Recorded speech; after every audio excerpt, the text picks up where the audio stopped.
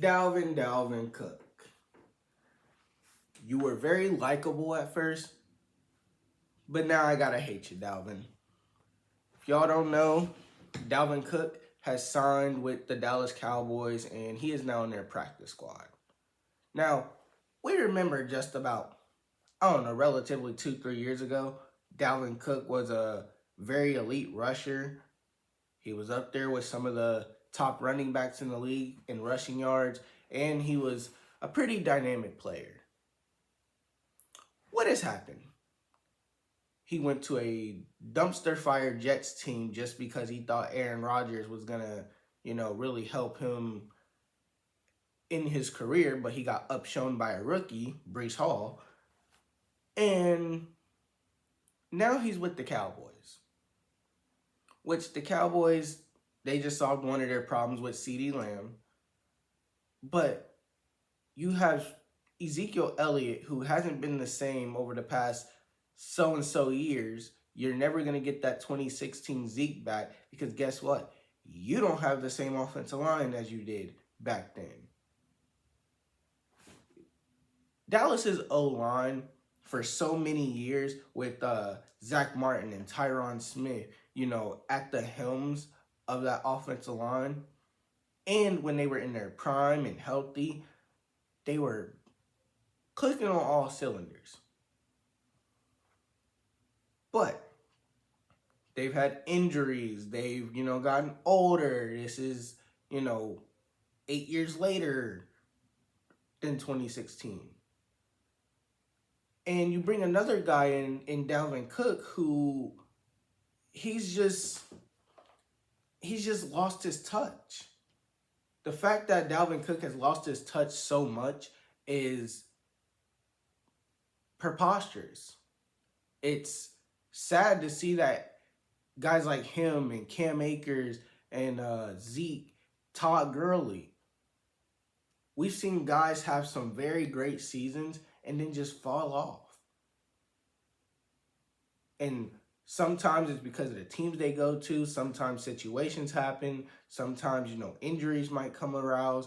I get that. But we'll see teams have a great season. And when they have a great season, you're sitting there thinking to yourself, like, man, I can't wait to get them in fantasy next year. And then they just fall off. For what? Dalvin Cook, little side story. I had Dalvin Cook in fantasy last year for about 2 or 3 weeks. Was not happy with his performances at all. I thought I got it in a steal. I thought I was doing great. Not at all.